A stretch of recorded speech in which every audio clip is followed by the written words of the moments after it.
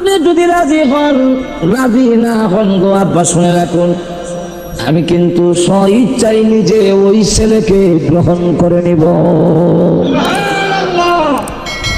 মা ওই ছেলে তুই দেখোস না গো মা, ছেলে দেখলে জীবনে তোর পছন্দ হবে না। মাগু ও মা, এই ছেলের বাড়ি ঘর ভালো নাই, তোরে নিয়ে আরামে রাখতে পারবে না। মেয়েটা একদিন আব্বা ছেলে কেমন তা দেখতে চাই না, ধনসম্পদ আছে কিনা তাও জানতে চাই না।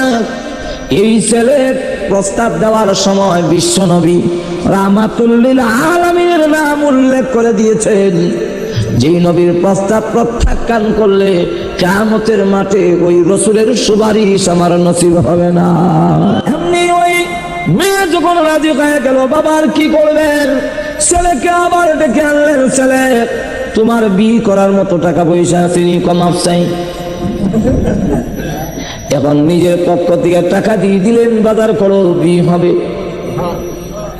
ছেলে যদি আপনার পছন্দ হয়, আপনি যদি বাড়ি ঘর সব করে দেন, তাদের কোনো আপত্তি নাই। এটার নাম যৌতুক নয়। যৌতুক হলো এটা না দিলে বিয়ে করতাম না। আর আপনি যদি আপনার মেয়ের জাকের কাছে বিয়ে দিবেন, ছেলে পছন্দ হয়েছে কিন্তু গরিব, আপনার দন আছে, আপনি মনে করেন ঘর করে দিলাম, টিউবওয়েল বসাই দিলাম, যা ইচ্ছা কাটেন, ঠিক নেই। টাকা দিলেন, যা বিয়ের বাজার করে আনো, পরে মদিনার সঙ্গে বিয়ে হবে। এই কালো সাহাবী মার্কেটের ভিতরে ঢুকলেন, আনন্দের ঢেউ বয়ে যেতেছে ভিতরে ভিতরে, পরে মদিনার স্বামী হব। কিন্তু যেই মাত্র মার্কেটের ভিতরে ঢুকলেন, এমনি শোনেন হযরত বিলাল রাদিয়াল্লাহু আনহু ঘোষণা দিয়ে চলে যাচ্ছে, হাইয়া আলাল জিহাদ, হাইয়া আলাল জিহাদ।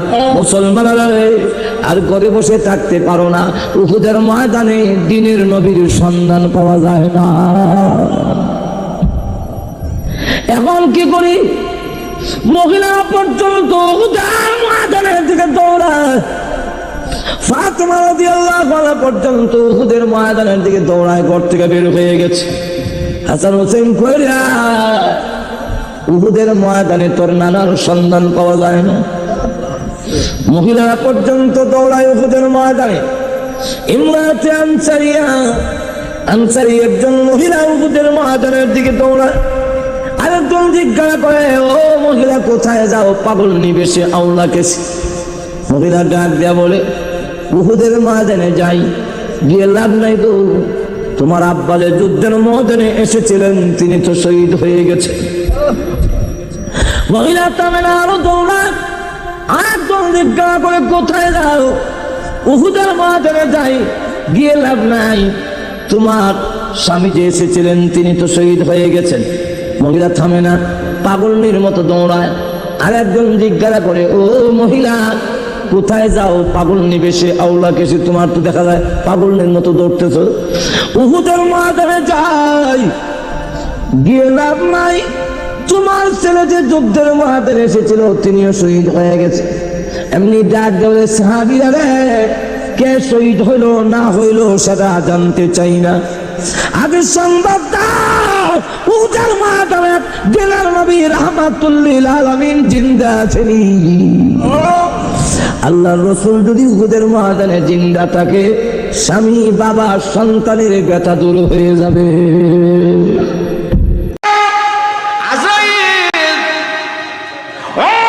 চলে যাও, আমার পরিবর্তে অন্যদিকে চলে যাও। আজকে আমার বড় আশা আকাঙ্ক্ষা, জান্নাত উদ্বোধন করব, আমি জান্নাত দেখব। কানে কানে বলা হলো, রে নিষ্ঠুর পাষাণ, মালিকের হুকুম হয়ে গেছে, একটা মুহূর্তের জন্য সময় দেওয়া হবে না। সময় দিই নাই, মহান আল্লাহ হুকুম হয়ে গেছে। সাদ্দাম জবরদস্তি করে নাম দিছিল, একটা পা উপরে আরেকটা নিচে, এই হালাতে মরণ। এই জন্য মরণ যখন আসবে, দুনিয়ার কোনো ক্ষমতা বাঁচাতে পারবে না, ডাক্তার বাঁচাতে পারবে না, দুনিয়ার ধন সম্পদ বাঁচাতে পারবে না, আলী আউলাদ বাঁচাতে পারবে না। এই জন্য মৃত্যুর চিন্তার দরকার আছে কি আছে না? মানব গোষ্ঠীর অন্তরে যখন মনের চিন্তা করবে, দিল নরম হবে, দিল নরম হইলে পরকালে জামান তৈরি করবে। আমার বাবারা ভাইরা, এই যে কোরআনের মজলিসে পড়ছেন, এটা আখিরাতের পুঁজি, ঠিক না বেঠে? বঙ্কালিল মালাইকাতি ইন্নী জাইলু ফিল আরদি খলিফা قالوا وتجعل فيها من يفسد فيها ويسفك الدماء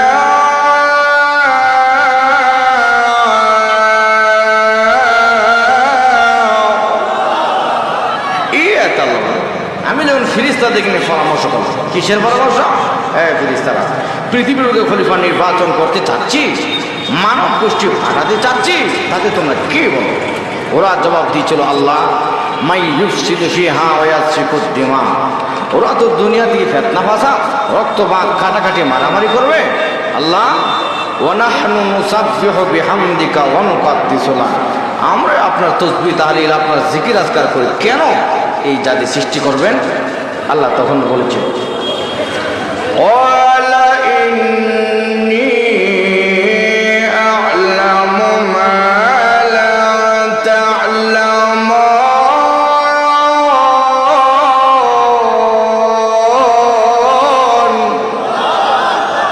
ও ফেরেশতারা, আমি আল্লাহ যা জানি তা তোমরা জানো না। ঠিক, মহান আল্লাহ আজকের মাহফিলকে নিয়ে আল্লাহ গর্ব করে আল্লাহ সাক্ষী রাখে, ফেরেশতারা রে, তোরা তো বলেছিলে আদম দাদি যেন না পাঠায়, আজকে তাকায় দেখো আমার বান্দাগুলো জান্নাত দেখে নাই, জাহান্নাম দেখে নাই, না দেখে দেখে বান্দাগুলো পাগল হয়ে বসে আছে। সাক্ষী থাক, আমি আল্লাহ ঘোষণা করলাম আমার বান্দাদেরকে আমি আল্লাহ আজকে খালি হাতে ফেরত দেব না। তাহলে আজকের মাহফিলের দাম কম না বেশি? আয়োজন কম না বেশি? আওয়াজ দিয়ে নির্বাচন লাস্ট বুড়া ফটাফল মারে। এক ব্যক্তি মিছিল করতেছে, ও চেয়ারম্যান সাহেবের মার্কা কি হাঁকেন লাফাতে লাফাতে ফল্লাতে লুঙ্গি গেছে খুল না, লুঙ্গি জন খুললে গেছে পিছনের ব্যক্তিকে হার কেনে সেফটি নাই, সেফটি নাই। মিয়া মুসলমানের আল্লাহু আকবার ধ্বনির কারণে গৌর গোবিন্দর বিল্ডিং ধসে গিয়েছিল। মুসলমান আল্লাহু আকবার ধ্বনির কারণে ওই ভারতের মধ্যে জয় শ্রীরাম বলে স্লোগান দিয়েছিল, ওই মুস্কান আল্লাহু আকবার ধ্বনি দিয়ে ওই জয় শ্রীরামকে উৎখাত করছে। আল্লাহু আকবার ধ্বনি আসে কিয়ামত পর্যন্ত মুসলমান আল্লাহ নিয়ে চলবে, আল্লাহু আকবার ধ্বনি নিয়ে মরবে, ঠিক না বেঠে?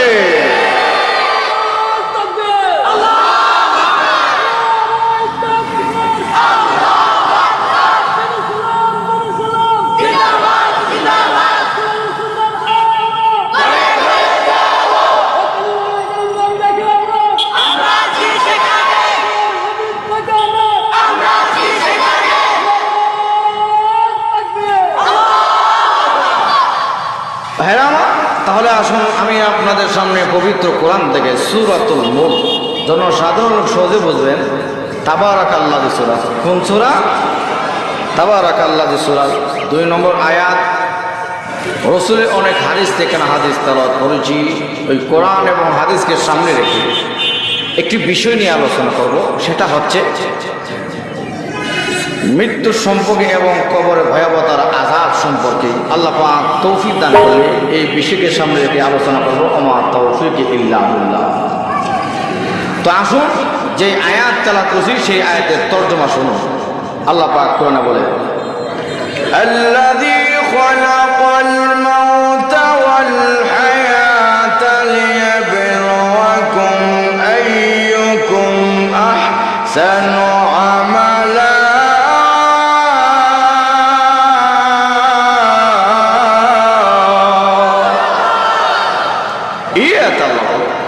যিনি তোমাদের মৌত এবং হায়াত সৃষ্টি করলেন, আপনার আমার জীবন মরণের সৃষ্টিকর্তা কে? আল্লাহ। লিয়াবলুয়াকুম, তোমাদের পরীক্ষা নিরীক্ষা করবেন। কিসের পরীক্ষা? আইয়ুকুম আহসানু আমালা, তোমাদের মধ্যে কে কর্ম উত্তম, তোমাদের মধ্যে কে আমল উত্তম, ঠিক না ভাই? ঠিক। মহান আল্লাহ রাব্বুল আমিন এই আয়াতের মধ্যে আল্লাহ পাক হায়াতের আগে আল্লাহ মৃত্যুর কথা কেন এই জন্য আল্লাহ পাক মৃত্যুর কথা আগে তুলে ধরেছেন। মানুষকে মহান আল্লাহ পাক পৃথিবীর বুকে পাঠিয়েছেন একমাত্র আল্লাহর গোলামি করার জন্য, ঠিক না? আমরা গোলামি করব কার? আল্লাহ। কিন্তু মানুষ দুনিয়াতে যদি আইসা দুনিয়ার ক্ষমতা পেয়ে, দুনিয়ার ধন সম্পদ পেয়ে, বিবি বাচ্চা পেয়ে, দুনিয়ার আনন্দ উল্লাস পেয়ে তার মরণের কথা ভুলে যায়, মানুষ গাফেল হয়ে যাবে। মানুষ যেন গাফেল না হয়, মানুষ যেন তার আসল বাড়ি আসল ঘর জান্নাতের কথা না বলে সে যে মরতে হবে, সে যে দুনিয়ার জগৎ ছেড়ে দিয়া আসল বাড়িতে যেতে হবে, এই কথাটা স্মরণ করার জন্য মহান আল্লাহ পাক হায়াতের আগে আল্লাহ মৃত্যুর কথা তুলে ধরছে।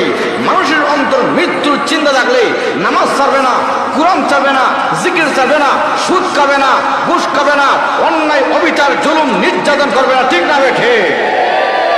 কারণ সমাজে দেখবেন কারো মা বা ভাই বোন মারা গেলে লোকটা এর আগে নামাজ পড়ে নাই, কিন্তু আব্বা আম্মা মরার পরে কয়েকদিন লাগাতার নামাজ পড়ে, এমন আছে কি আছে না? পড়ে। কেন পড়ে? আব্বা মারা গেছে, আমিও মরতে হবে। মৃত্যুর চিন্তায় মানুষের দিল নরম করে।